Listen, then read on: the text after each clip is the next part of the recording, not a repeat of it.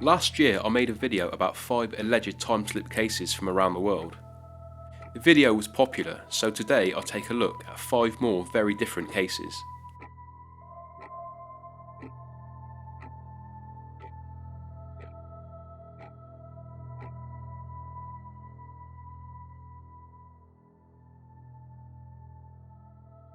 Our first case is taken from a story sent to me from YouTube user Handa Shubba.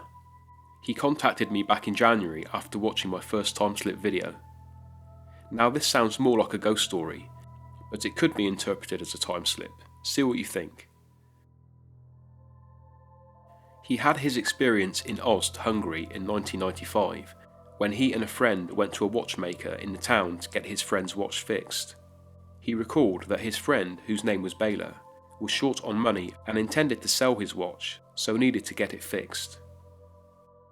The watchmaker's shop was a small boutique next to a pet supply store called Minizoo.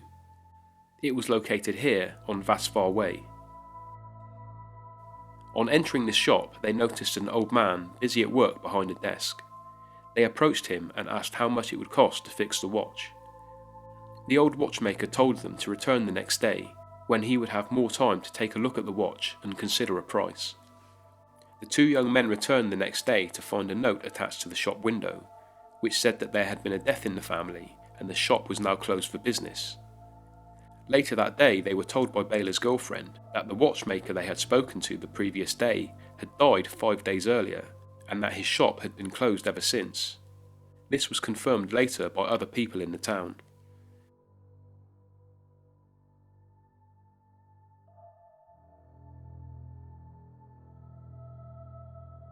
It's not certain where this next story came from exactly, but it seems to have first appeared on the internet in 2014, 20 years after it allegedly happened. In fact, all accounts of this case are almost identical, with no additional information, but it's a strange tale nonetheless. The story goes that a young woman named Sue and her boyfriend Jim were driving to their home in Fallbrook, California one Friday evening in late 1994. She said that they had been travelling along Mission Road, a 2-lane, 4-mile curved road that was usually busy, especially on a Friday evening. But on this day, the road was desolate, with no other cars travelling in either direction. Sue, who was driving, recalls looking at the clock on the car's dashboard, which read 6:24 p.m. At that moment, she said that the car's accelerator pedal went stiff, and all of the lights in the car turned off. Sue remembers feeling confused, thinking that they had just run out of fuel, but knowing that they had plenty in the tank. They quickly turned off into a dirt track and stopped. Her boyfriend Jim asked her what had happened, but neither of them had an explanation. She said that she felt strange, as if she had just dozed off for a second, and the atmosphere felt thick, as if they were travelling through jello. Jim jumped out of his seat, ran around to the driver's side and took the wheel, while Sue jumped into the passenger side. He restarted the car no problem, and they continued onward. It was then that Sue noticed the clock on the dashboard again. It read 6:36 p.m. A full 12 minutes had passed, but she swears the entire incident was all over in less than 2 minutes.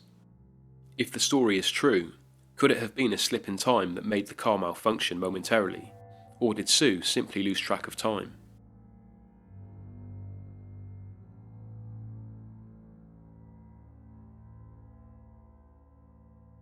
This is probably the most well-known story on the list. In 1971, 3 cattle feed delivery men by the names of Carl, Gordon and Mark drove their truck up an overgrown cattle pasture in Ponca City, Oklahoma. They were there to collect a cattle feeder from the farm, which they were told by their employer was waiting for them next to a red barn. They pulled up next to the pasture's gate, which was unlocked, so they swung it open and began driving across the overgrown terrain to the farmhouse, located across the field. They noticed that the grass was tall, and obviously hadn't been attended to in some time. When they reached the barn, they tried to load the cattle feeder onto the truck, but it was too heavy even for all 3 of them to lift. So after some contemplation, they decided to leave, report the problem to the boss, and return the next day. As the men were leaving, they drove around the barn to see if they could see anyone around. There was no one there, but they noticed an old 2-story white house on a hill. The lights were off, so assuming no one was home, they carried on their way. They returned the next day, having been told by the cattle feed company that the feeder tank would be drained. This time, instead of driving through the overgrown pasture, they decided to drive to the property via the old house on the hill. But the house was no longer there. There was no signs of demolition or even a pre-existing foundation. It had apparently vanished. Drawing no logical conclusion, the experience was seared into their memories, and the men apparently didn't speak of the incident until 2012.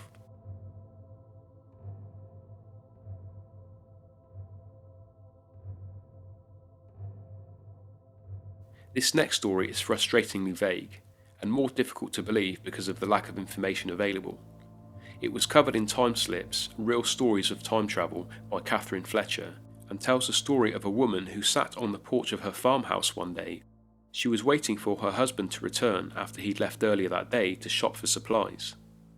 The story says that the woman looked up and saw her husband's wagon trundle up the road to the farm's gate. She then saw him leave the vehicle and open the gate. She paid no more attention and looked away. When she looked back at the gate a few moments later, it was closed, and her husband and his wagon were nowhere to be seen. Confused, she came to the conclusion that her husband must have forgotten something, turned around and returned to town. An hour passed, and again she saw the wagon make its way up the road. Again she saw her husband leave the wagon, open the gate and continue up the pathway leading to the house. When she asked him why he had turned around an hour ago, he said that he hadn't, and it was the first time he'd been home since leaving earlier that day. Could this woman have momentarily seen into the future?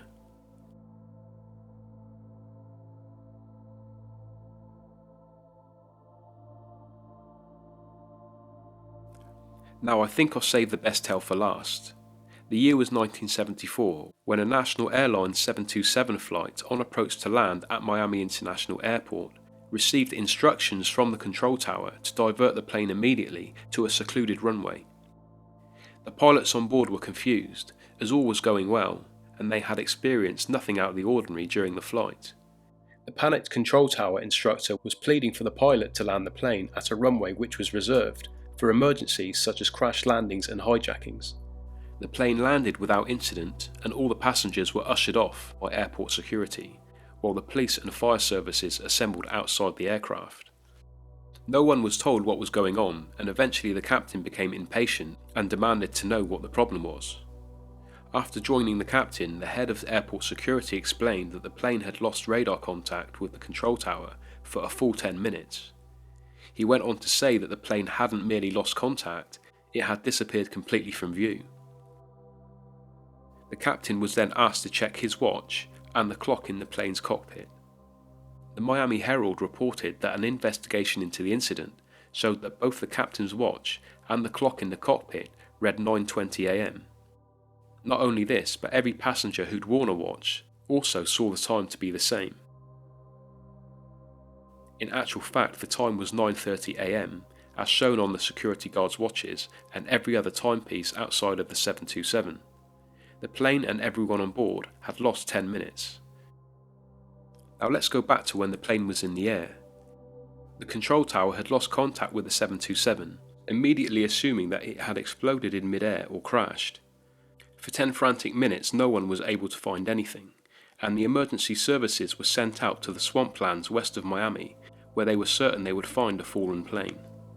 The radar unit was said to be functioning normally and was still monitoring other flights in the area. In fact, some of the other planes in the area passed through the same airspace that the 727 had vanished from. But then the plane suddenly reappeared in exactly the same position from which it had vanished, which seemed impossible. Over the space of 10 minutes, the plane should have travelled a considerable distance. From the point of view of the crew and all the passengers, nothing was out of the ordinary, and they hadn't experienced anything unusual. The crew even said that they maintained communication with the tower throughout the entire 10 minutes, and if they had flown off course, surely they would have noticed. According to available information, it seems that the plane simply did not exist for 10 minutes, at least not in our timeline. The case of the National Airlines 727, if true, has never been solved. Its internet history reeks of urban legend though, as the dates of the incident vary. Some say it happened in 1969, some say 1971, but the 2013 book True Time Travel Stories by Richard Boulevant states that it happened in 1974. As this book refers to a printed news report from the Miami Herald, this is the year I went with, although I could still be wrong. The incident was also covered in Martin Caidin's Ghost of the Air, first published in 1991.